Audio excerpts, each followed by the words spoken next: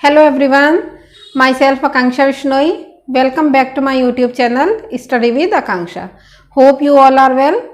So guys, आज का हमारा टॉपिक है practice exercise of present perfect continuous tense.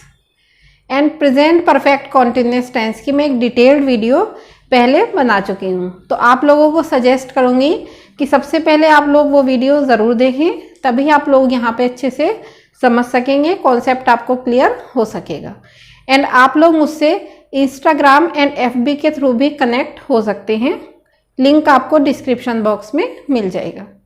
And if you like my video then please like share subscribe and press the bell icon, ताकि आप लोगों को मेरे आने वाले वीडियोस की नोटिफिकेशन सही समय पर मिलती रहे.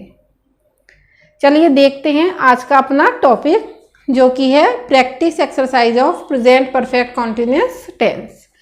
सबसे पहले देखते हैं कि प्रेजेंट परफेक्ट कॉन्टिन्यूस टेंस क्या होता है. प्रेजेंट परफेक्ट कॉन्टिन्यूस टेंस में हमें पता चलता है कि हमारा कार्य कुछ समय से जारी है और कार्य भी पूरा नहीं हुआ है, और इसमें कार्य के जारी रहने का समय दिया जाता है. ये इसका मेन पॉइंट है कि इसमें कार्य के जारी रहने का समय दिया जाता है. इससे आप लोग पहचान कर सकेंगे कि ये जो सेंटेंस है ये हमारा प्रेजेंट परफेक्ट कॉन्टिन्यूस टेंस का है. सो पूरी वीडियो को लास्ट तक देखें, तभी आप लोगों को कॉन्सेप्ट अच्छी तरीके से क्लियर हो सकेगा. चलिए अब देख लेते हैं एक बार कि इसकी क्या पहचान होती है. इनके वाक्यों के लास्ट में हमारा आता है ता रहा है, ती रही है और ते रहे हैं. और जो सबसे इसका मेन पॉइंट है वो है कि इसमें कार्य के जारी रहने का समय दिया हुआ होता है.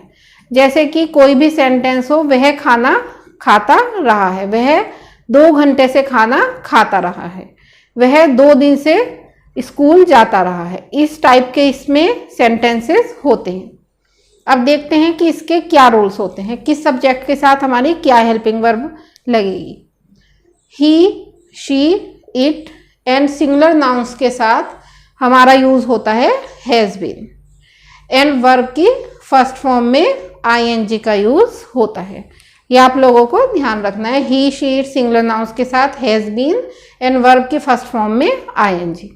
उसी तरीके से I, we, you, they and plural nouns के साथ यूज होता है हमारा हैव बीन एंड वर्ब की फर्स्ट फॉर्म में ING. और इसमें कार्य के जारी रहने का समय दिया होता है, जो कि मैंने बताया था आपको, ये इसकी पहचान है. सो निश्चित समय के लिए यानी कि पॉइंट ऑफ टाइम के लिए यूज होता है हमारा सीन्स. निश्चित समय क्या होता है, जहाँ पे हमें बताया होता एक निश्चित समय की 5 बजे से 8 बजे से एक निश्चित समय होता है. जैसे कि वह 5 बजे से घूम रहा था, तो उसके लिए इंग्लिश आ जाएगी सीन्स 5 o'clock. ये हो गया हमारा निश्चित समय.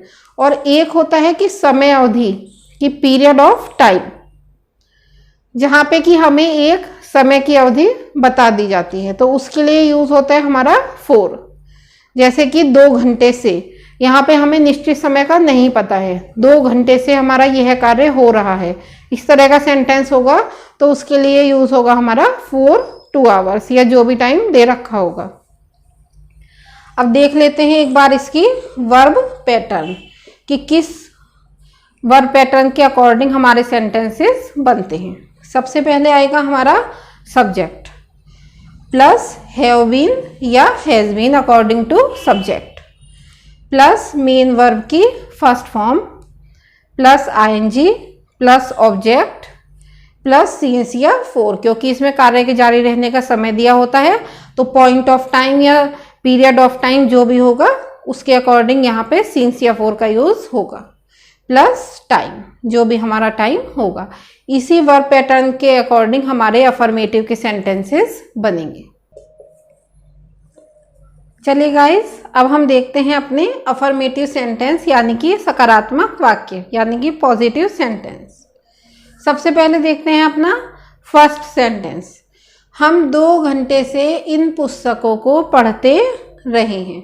तो आप लोग देख सकते हैं लास्ट में आ गया हमारा ते रहे हैं, और कार्य के जारी रहने का समय दिया गया है यानी कि 2 घंटे से. तो ये इसकी पहचान है कि इस समय से कार्य चल रहा है और लास्ट में आया है ते रहे हैं। अब देखते हैं इसकी इंग्लिश कैसे बनाते हैं। सबसे पहले आ गया हमारा वी, जो कि है सब्जेक्ट। हम की इंग्लिश हो गई वी। वी के साथ यूज होता है have been, I we you they के साथ, एंड प्लूरल फॉर्म के साथ होता है use have been. We have been reading, main verb की फर्स्ट फॉर्म, और उसमें हम लोग आईएनजी जोड़ देंगे। पढ़ने की इंग्लिश हो गई रीडिंग। दीज बुक्स यानी कि ये पुस्तकें, कब से? 2 घंटे से। तो एक ये पीरियड ऑफ टाइम दे रखा है, तो इसके लिए क्या आ जाएगा? 4 2 hours, 2 घंटे से। इस तरीके से हमारा सेंटेंस बनेगा। हम 2 घंटे से इन पुस्तकों को पढ़ते रहे हैं। We have been reading these books for 2 hours। अब देखते हैं अपना सेकंड सेंटेंस। तुम 5 बजे से फुटबॉल खेलते रहे हो। इसमें भी आप लोग देख सकते हैं कार्य के जारी रहने का समय दिया गया है 5 बजे से, और लास्ट में आ गया है हमारा ते रहे हो। अब इसकी इंग्लिश बनाते हैं। यहाँ पे सब्जेक्ट आ गया हमारा यू। तुम की इंग्लिश हो गई यू, जो कि हमारा सब्जेक्ट। यू के साथ हेल्पिंग वर्ब इसमें क्या लगेगी? Have been. You have been playing, खेलने की इंग्लिश हो गई play. First form is play, and play में हमने आईएनजी जोड़ दिया, तो क्या हो गया? Playing. You have been playing football, कब से? 5 बजे से। यहाँ पे हमें पता चल रहा है एक निश्चित समय दे रखा है कि 5 बजे से, तो यहाँ पे क्या आ जाएगा? since 5 o'clock। निश्चित समय के लिए यानी कि पॉइंट ऑफ टाइम के लिए आएगा हमारा since। मैं आप लोगों को एक बार बता देती हूँ। पॉइंट ऑफ टाइम के लिए आ जाएगा since, and period of time के लिए आ जाएगा हमारा, पीरियड ऑफ टाइम के लिए आ जाएगा हमारा 4। ये आपको ध्यान रखना है इसमें। उसी तरीके से देखते हैं अब अपना थर्ड सेंटेंस। यह लड़का सुबह से रोता रहा है। यहाँ पे देखिए टाइम दे रखा है, और लास्ट में आ गया हमारा ता रहा है। तो दिस बॉय यहाँ पे क्या है? सिंगुलर फॉर्म है, एक लड़का है। तो एक लड़के के सिंगुलर फॉर्म के साथ क्या आती है हमारी helping verb? Has been. Plural form के साथ have been, and singular form के साथ has been. This boy has been, रोने की इंग्लिश होती है हमारी क्राइंग या फिर वीपिंग। वीपिंग भी बोल सकते हैं, वीप, और वीप में हम आईएनजी जोड़ देंगे तो क्या हो गया? Weeping. This boy has been weeping since morning, कब से? सुबह से। तो इस तरीके से हमारे अफर्मेटिव के सेंटेंसेस बनेंगे। ज़्यादा से ज़्यादा सेंटेंसेस बनाइए और ज़्यादा से ज़्यादा प्रैक्टिस कीजिए। चलिए गाइस, अब हम बनाते हैं अपने निगेटिव सेंटेंस यानी कि नकारात्मक वाक्य, जहाँ पे कि हमारा नॉट का यूज़ होता है। सबसे पहले देखते हैं इसकी वर्ब पैटर्न कि किस सीक्वेंस में हम अपने सेंटेंसेस बनाते हैं। सबसे पहले आ गया सब्जेक्ट प्लस हैव या has plus not plus been. अभी हमने अफर्मेटिव के सेंटेंसेस पढ़े थे, उसमें हेल्पिंग वर्ब मैंने क्या बताई थी आप लोगों को? हैव बीन या फिर हैज़ बीन। और अगर निगेटिव का सेंटेंस है तो बीच में हमारा हैव और बीन के बीच में नॉट आ जाएगा, जैसे कि हैव नॉट बीन या फिर हैज़ नॉट बीन। ऐसे हमें नॉट का यूज़ करना है। सब्जेक्ट, बाकी वर्ब पैटर्न सेम रहेगी। Subject plus have has plus not plus been plus main verb की first form plus ING plus object plus since या फॉर प्लस टाइम। बाकी वर्ब पैटर्न हमारी सेम है, बस नॉट का यूज़ करना है हमें हैव और बीन के बीच में। ये आप लोगों को ध्यान रखना है। चलिए देखते हैं अपना फर्स्ट सेंटेंस। हम 2 घंटे से इन पुस्तकों को नहीं पढ़ते रहे हैं। तो देख सकते हैं आप यहाँ पे हमारा बीच में क्या आ गया? नहीं। अब देखते हैं इसकी इंग्लिश कैसे बनाएंगे। वी सब्जेक्ट आ गया, वी के साथ हेल्पिंग वर्ब आ गई हमारी हैव बीन। तो हैव और बीन के बीच में हम यहाँ पे नॉट जोड़ देंगे, नॉट हमारा यूज़ होगा। वी हैव नॉट बीन, बाकी वर्ब पैटर्न वैसे ही रहेगी जैसे अफर्मेटिव में थी। We have not been reading these books for 2 hours। Main verb के फर्स्ट फॉर्म में आईएनजी लग गया, दीज बुक्स ऑब्जेक्ट आ गया, कब से, टाइमिंग आ गई, फॉर 2 hours 2 घंटे से। उसी तरीके से अपना सेकंड सेंटेंस देखते हैं। तुम 5 बजे से फुटबॉल नहीं खेलते रहे हो। यहाँ पे भी क्या आ गया हमारा, नहीं। तो यहाँ पे भी ऐसे ही बनेगा, सबसे पहले सब्जेक्ट आ जाएगा यू, आफ्टर दैट हैव और बीन के बीच में हमारा यूज हो गया not. You have not been playing football, कब से, सिंस 5 o'clock। समय दे रखा है, निश्चित समय है, तो क्या हो गया, सिंस 5 o'clock, सिंस आ जाएगा। अब देखते हैं अपना थर्ड सेंटेंस। यह लड़का सुबह से नहीं रोता रहा है। नहीं आ गया है तो सिंगुलर फॉर्म है, एक लड़का है। This boy has not been, has और बीन के बीच में नॉट आ गया।